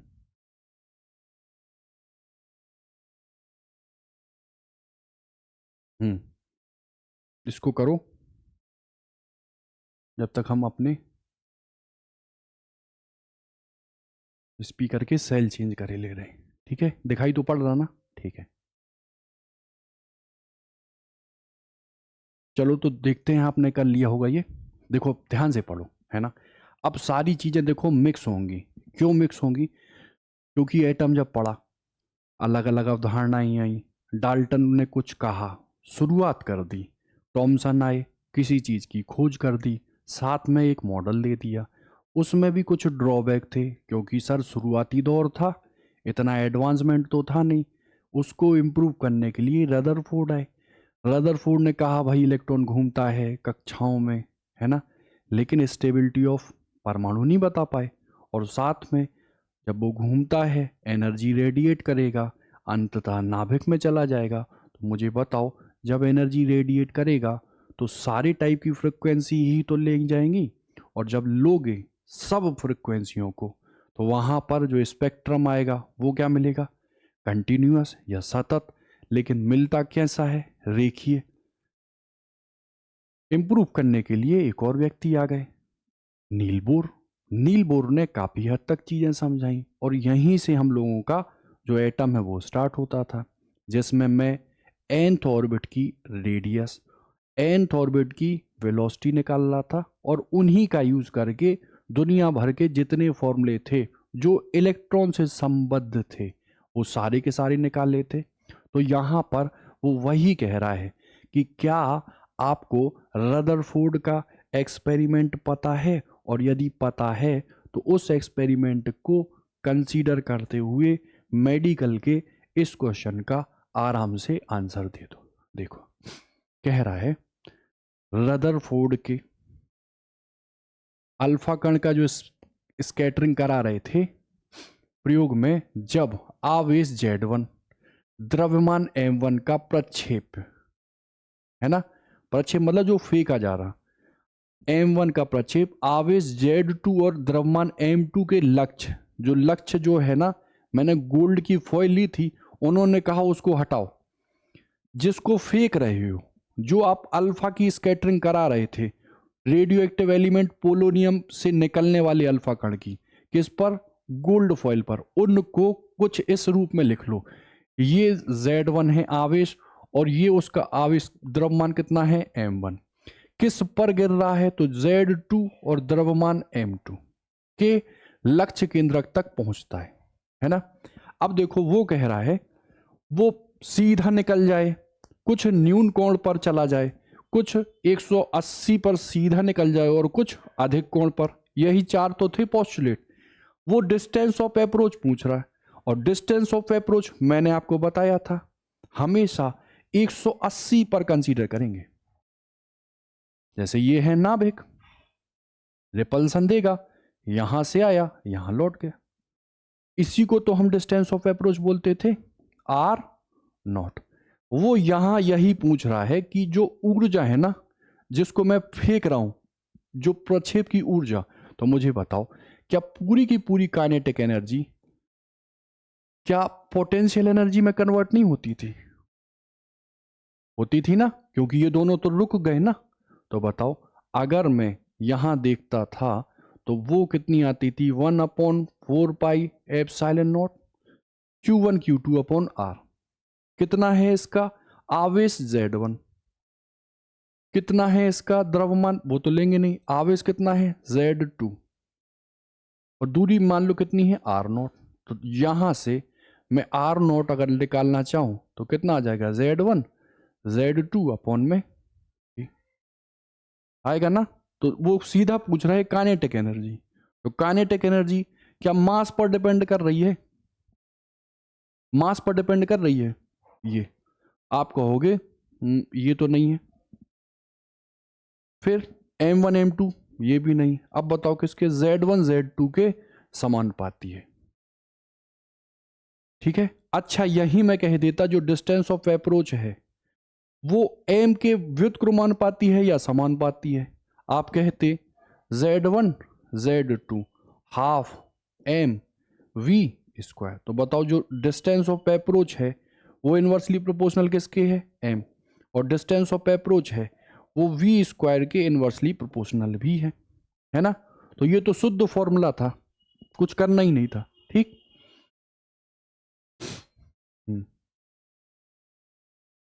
ये आपके मेडिकल में 2023 में आया। ठीक, ये भी बिल्कुल डेटा आधारित क्वेश्चन है, बस चीजें यहां पर आपको आनी चाहिए। 3 पोस्टुलेट रदरफोर्ड को इंप्रूव करने के लिए बोर ने दिए। दिए क्या कि जो इलेक्ट्रॉन है ना वो निश्चित ऊर्जा की कक्षाओं में घूमता है, और वो जो ऊर्जा है ना वो कांस्टेंट रहती है निश्चित, लेकिन उनका जो जे होता है ना एंगुलर मोमेंटम वो NH/2 पाई। H/2 का पाई का क्या होता है, इंटीजर मल्टीपल, पूर्ण गुणक होता है। अच्छा, इसके बाद में उन्हें कहा घूम रहा है तो भाई घूमने के लिए सेंट्रिपिटल फोर्स तो चाहिए, तो वो किससे मिलता है, नाभिक में और इलेक्ट्रॉन में लगने वाले आकर्षण बल से। उसको भी डिफाइन किया, तो कहा mv² और r ये है 1/4 पाई एप्सिलॉन नॉट, मान लो ये है ZE² और r का स्क्वायर। यहां से ही तो r आया था, और r कितना आया था, epsilon not n² h² pi m ZE का स्क्वायर। याद आ रहे सब?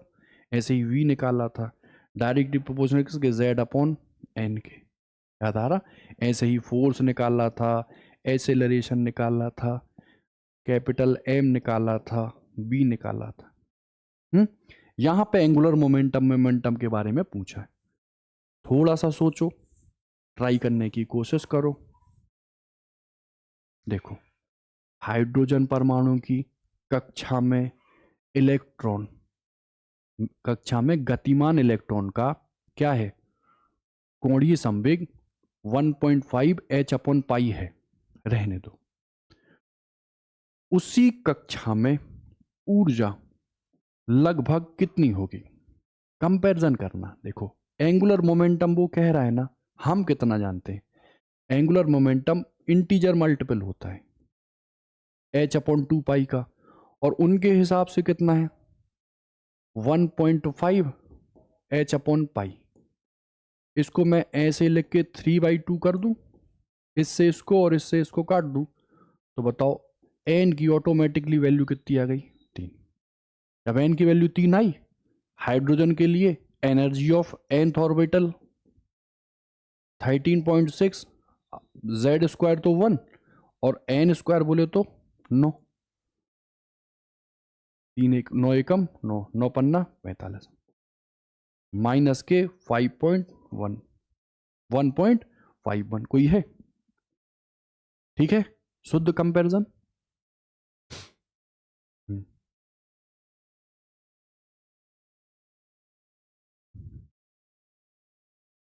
ये भी आपके मेडिकल में आया,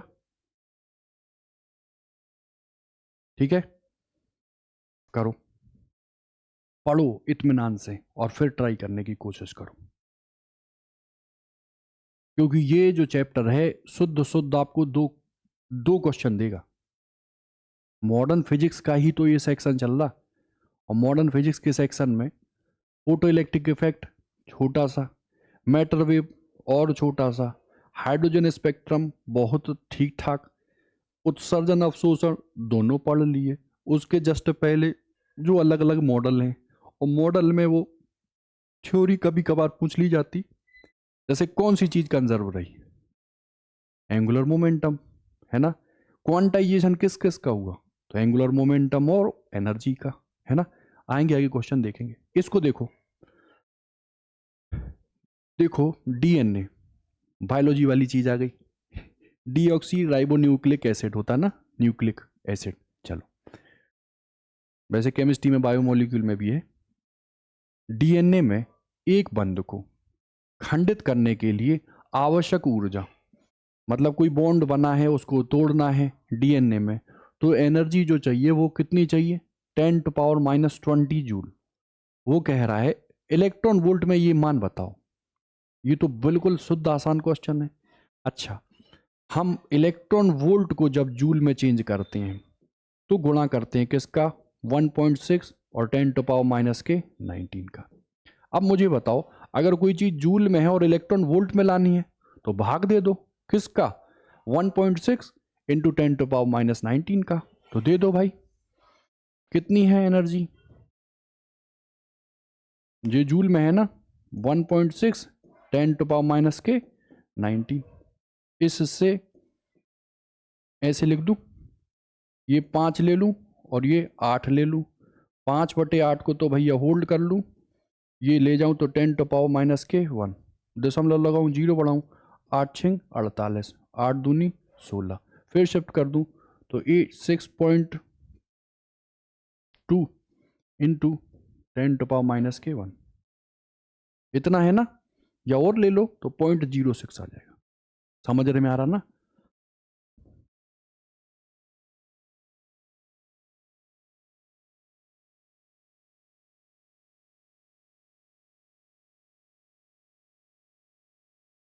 ठीक है, करिए ट्राई।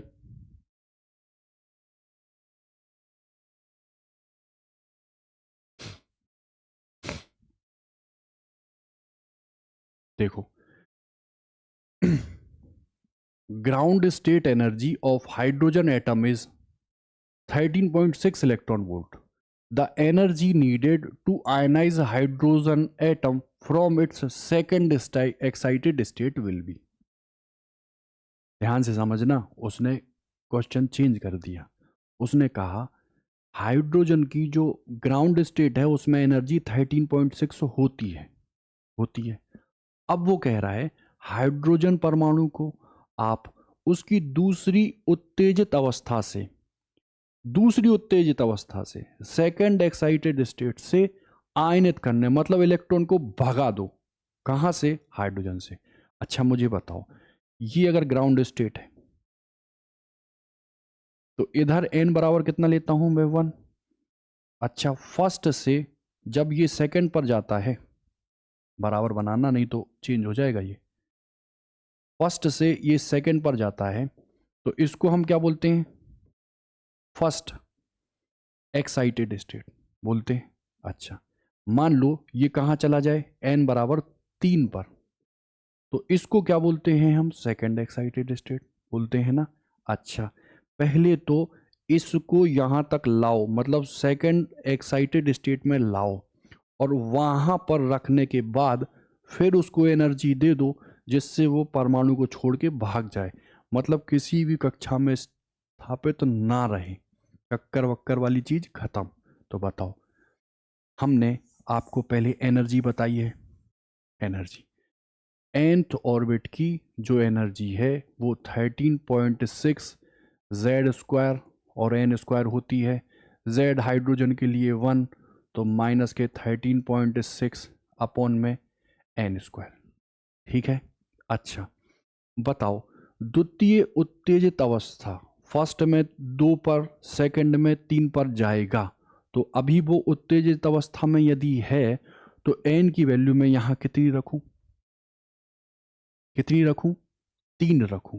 तो बताओ 3 का स्क्वायर मैंने कितना किया, तो 9, 9 एकम 9, 9 पन्ना 45, इतना आया।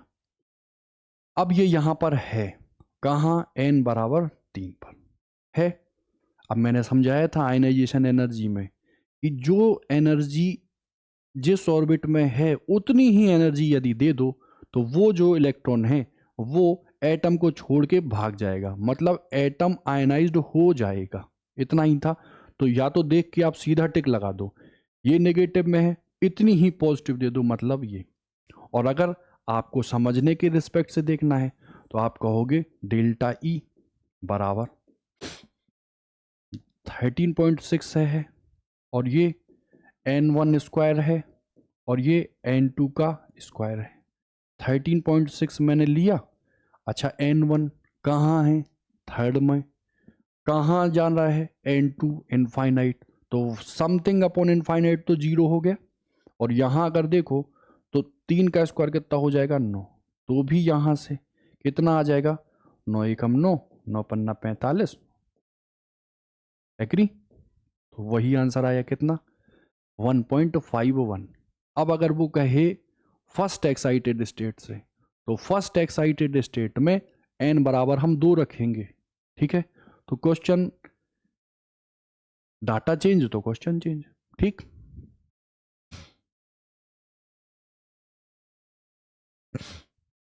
हम्म, ये रेडियस वाला आ गया। अब यही क्वेश्चन आएंगे लगातार, और यकीन मानो लेक्चर को सुन के 40-50 क्वेश्चन आप कर लो, या जो ग्रुप पे मैं भेजता हूं उतने ही कर लो, तो मॉडर्न फिजिक्स में आपकी बल्ले बल्ले हो जाएगी, एक क्वेश्चन नहीं फंसेगा आपका।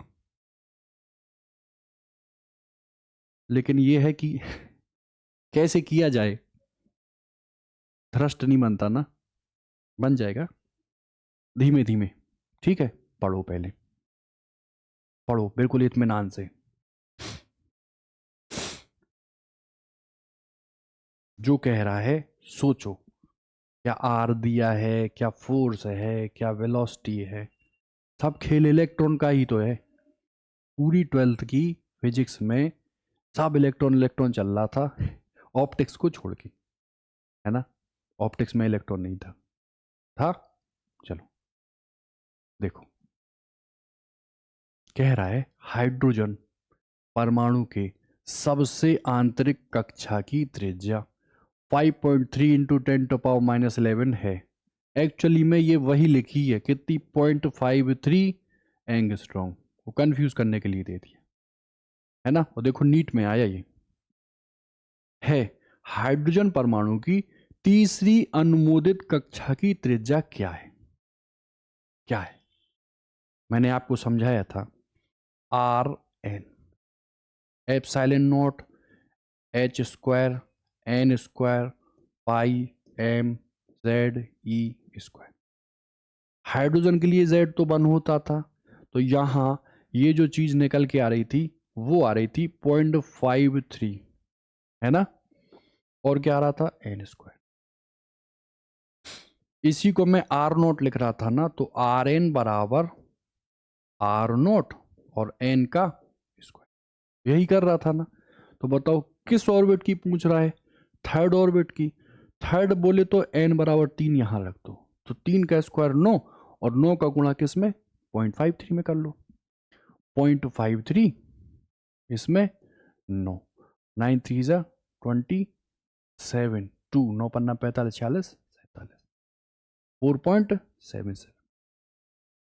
ठीक है, कोई दिक्कत नहीं होगी। हम्म,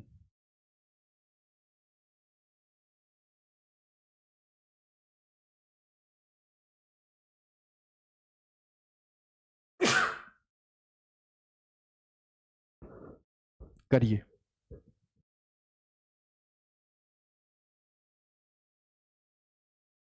ये सारे क्वेश्चन देखो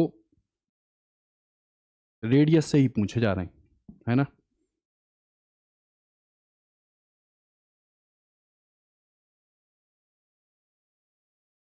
चलो,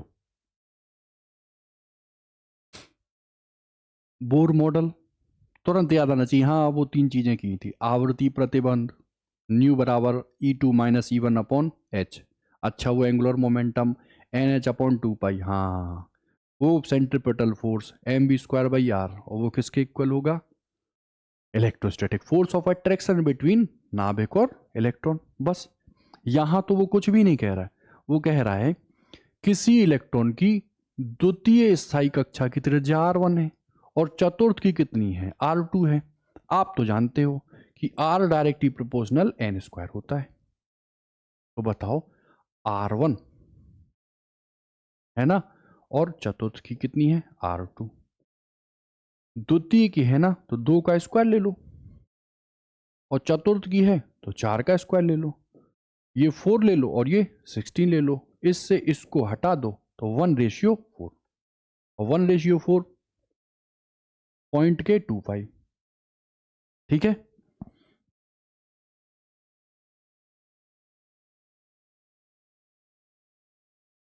ठीक, अब देखो, अब ये एनर्जी पर आ गया।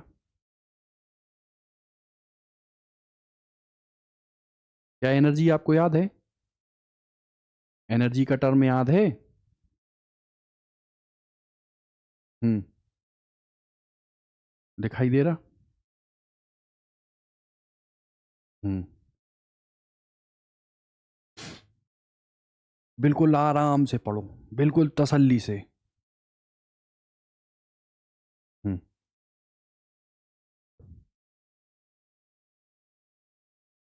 देखो, माना, मान लो हाइड्रोजन परमाणु के प्रथम एवं द्वितीय उत्तेजित अवस्था में इलेक्ट्रॉन की ऊर्जा T1 और T2 है।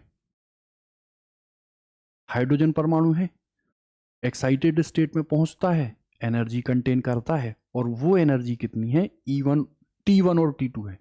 वो कह रहा है बोहर ने जो मॉडल बताया ना, उसके हिसाब से T1 और T2 का अनुपात बताओ। सबसे पहले हाइड्रोजन ने, अच्छा एनर्जी कितनी रहती है?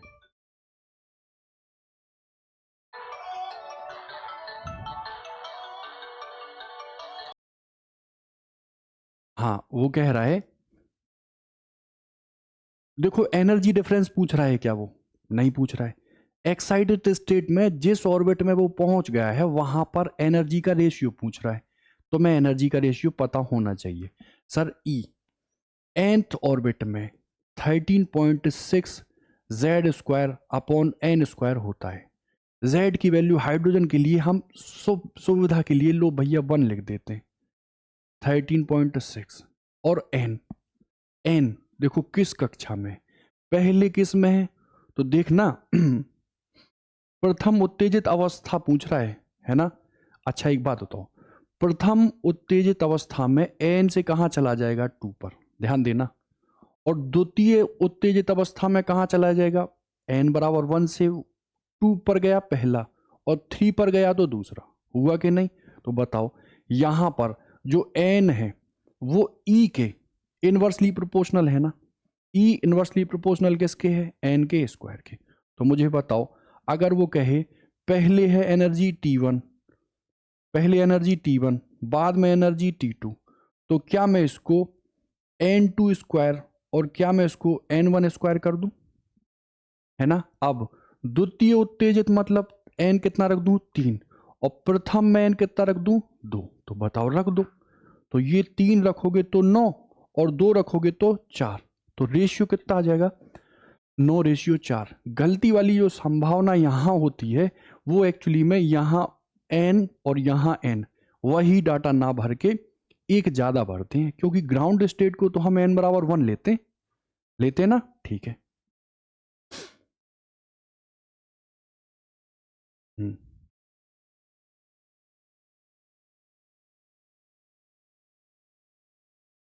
हम्म ये भी बिल्कुल देखो थ्योरी पोर्शन है।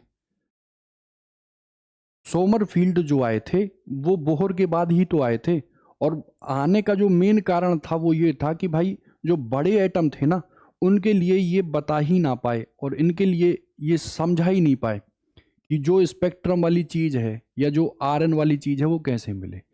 तो इनका जो मॉडल प्रभावी था ना बोर का, वो हाइड्रोजन या हाइड्रोजन सदृश के लिए ही था। तो बताओ, अगर मैं यहाँ देखूं कि निम्नलिखित में से किसके लिए बोर मॉडल वैध नहीं है, तो देखो He+ है ना, एक इलेक्ट्रॉन निकल गया, तो बताओ हाइड्रोजन सदृश इलेक्ट्रॉन नंबर ऑफ एक। अच्छा, फिर कह रहा है ड्यूट्रॉन, तो फिर ड्यूट्रॉन के लिए प्रोटियम के बाद ड्यूटेरियम होता ना, यहां भी इलेक्ट्रॉन कितना है, 1।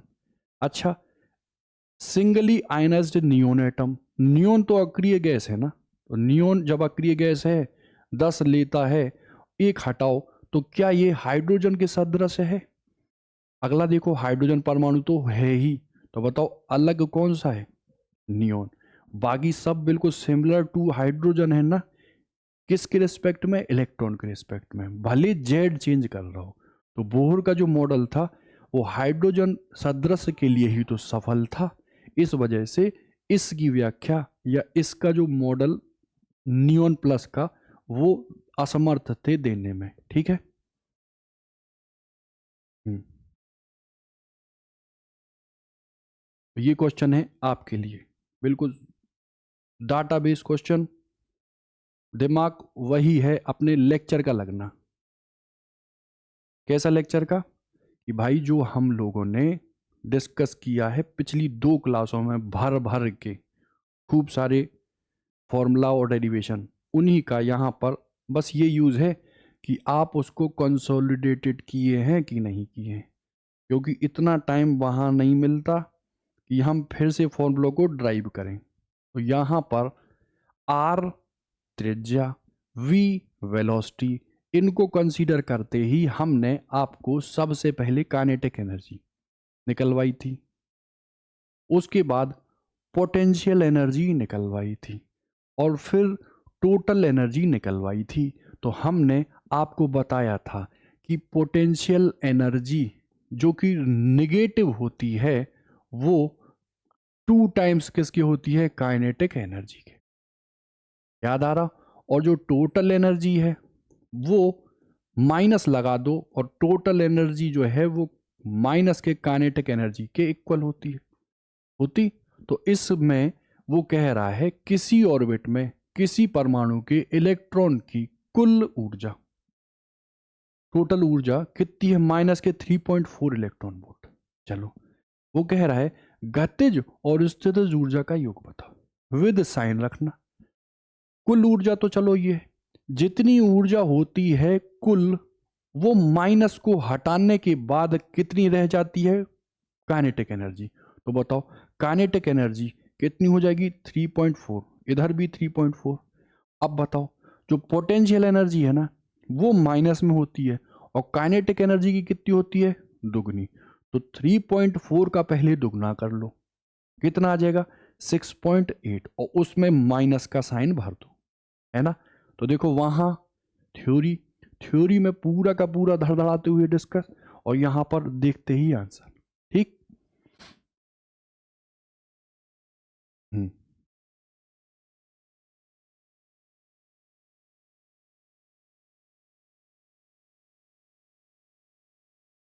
हम्म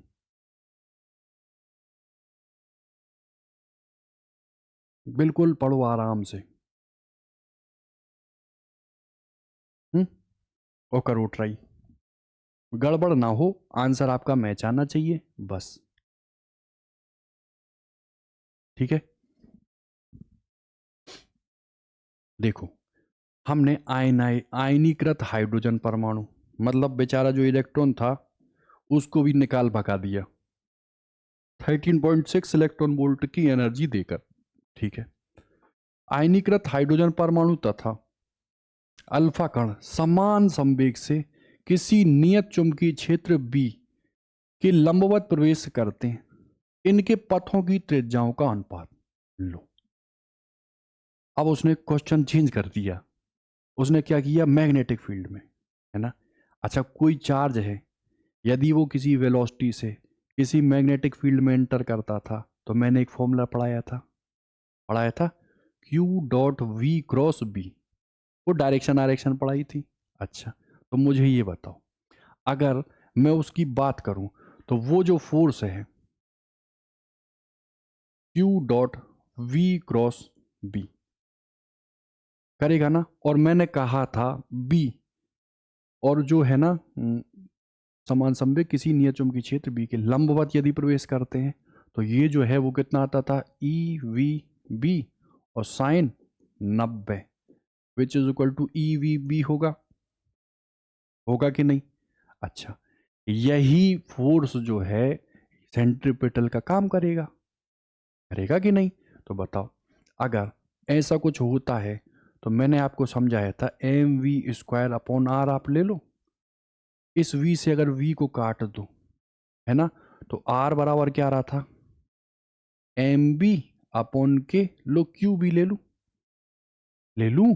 अच्छा, अब मुझे बताओ, ये पूरा क्या है, मोमेंटम।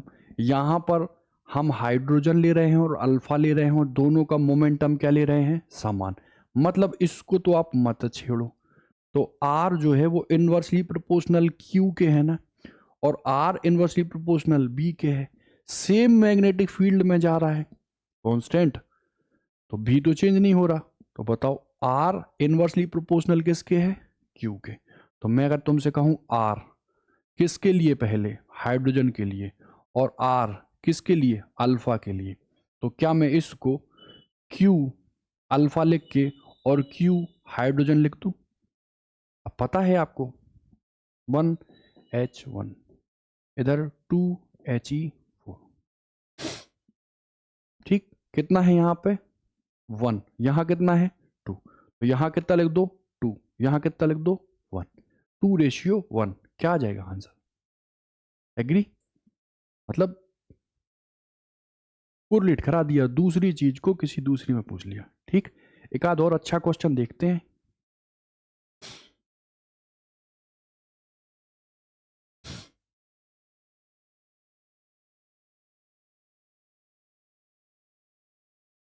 एक काम करो, इसका पहले आप स्क्रीनशॉट लो, बढ़िया क्वेश्चन है।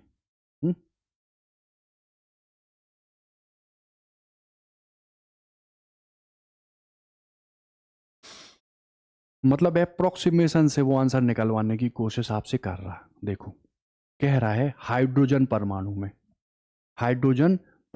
में, ठीक है, एक इलेक्ट्रॉन N1 से कहां ट्रांजिट करता है, N2 पर, जहां N1 और N2 दो अवस्थाओं की मुख्य क्वांटम संख्याएं हैं। मतलब ऑर्बिट दिए है N1 और N2। बोर्ड मॉडल यदि वैध है ना, बोर मॉडल, उसको यदि वैध मानो, तो प्रारंभिक अवस्था में इलेक्ट्रॉन की समयावधि अंतिम अवस्था की तुलना में 8 गुना है। ठीक है, टाइम पीरियड वाली चीज आ रही, याद करो। अब वो कह रहा है ये है, तो N1 और N2 के संभावित मान बताओ। देखो, सबसे पहले मैंने R बताया था, directly proportional to N square upon Z आया था। फिर मैंने V बताया था, ये Z अपॉन एन आ रहा था।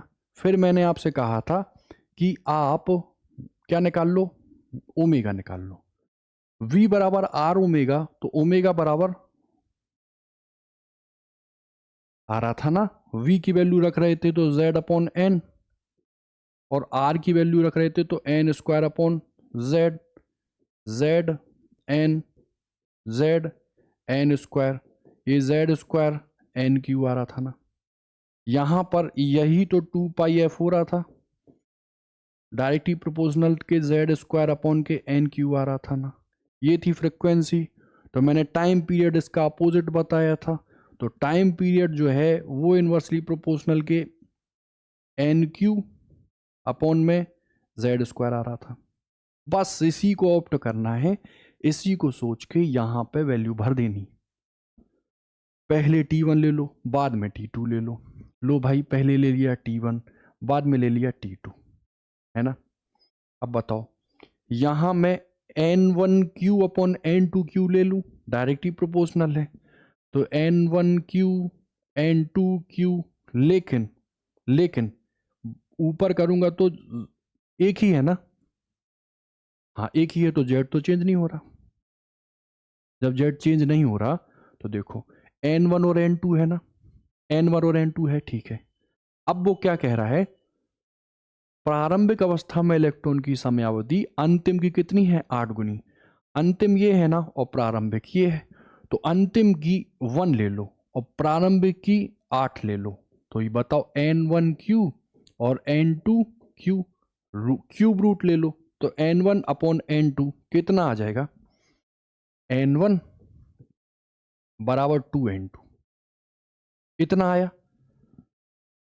इतना आया। अच्छा N1 बराबर N2 आया, अब वैल्यू पुट कर लो।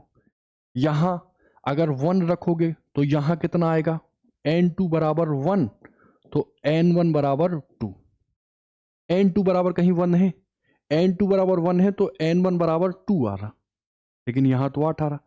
वैल्यू चेंज कर लो, N2 बराबर कितना रख दो, 2।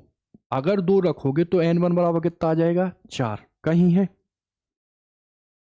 N2 बराबर 2, तो N1 बराबर 4। बात समझ में आई। मतलब R से जनरली पूछता है, वेलोसिटी से जनरली पूछता है, लेकिन यहां कहां तक ले गया वो, टाइम पीरियड तक। और टाइम पीरियड को निकालने के लिए भी एक ही हमारे पास ब्रह्मास्त्र, और वो जो ब्रह्मास्त्र है उसका नाम क्या है, आर, रेडियस, क्या, वेलोसिटी v। ठीक है, तो देखो जितनी चीजें अभी तक डिस्कस हुई हैं, ऑनेस्टली अपनी स्पाइरल पर उनको शॉर्ट या कंप्रेस्ड वे में लिख लो, क्योंकि हमें कंपटीशन देना है ना। हमको डेरिवेशन की तो ज़रूरत है नहीं, तो जितना ज़्यादा आप प्रैक्टिस करोगे क्वेश्चन पर, उतना ज़्यादा आपका परफेक्शन गजब का हाई होगा। ठीक है, यहाँ तक जो क्वेश्चन थे वो सारे के सारे रेडियस थे, वेलोसिटी से, काइनेटिक एनर्जी से, एंगुलर मोमेंटम से, इस टाइप से थे। कल हम लेंगे लाइमन, बामर, पास्चन, ब्रैकेट और फुंड से रिलेटेड क्वेश्चन, और जो रेडबर्ग कांस्टेंट है उसका जो यूज है वो किन किन चीजों में होता है। जैसे ई को यदि मैं निकालना चाहूं तो RCH upon Z square upon N square आता, तो अगर आर हो ही ना तो क्या एनर्जी निकलेगी, नहीं। तो कहाँ यूज होता है आर का, उनको भी हम लोग कल की क्लास में डिस्कस करेंगे। एक्चुअली हम लोग का topic dual nature of radiation है, वो छोटा है और ये थोड़ा बड़ा है, तो अगर एटम एंड न्यूक्लियाई में लेक्चर कम मिलते तो ये चीज स्किप हो जाती, इसलिए मैंने इसको डुअल नेचर ऑफ रेडिएशन में इंक्लूड कर लिया। ठीक है, तो जब एटम एंड न्यूक्लियाई होगा तो उसमें हम फर्दर डायरेक्ट कहाँ से स्विच कर लेंगे, न्यूक्लियाई से, और बिल्कुल शुद्ध आसान यही है। अच्छा, बाकी वो इलेक्ट्रॉन गिन दो, रेडियस निकाल लो या घनत्व निकाल लो, है ना, संलयन है, विखंडन है, बहुत सारी चीज़ें, द्रव्यमान क्षति, है ना। ठीक, तो आज रहने देते हैं इतना ही, और नेक्स्ट क्लास में हम लोग आगे का जो स्विच है उत्सर्जन स्पेक्ट्रम वहां से पढ़ते हैं। एग्री, ठीक है, आज रह देते इतना ही, ठीक, ओके।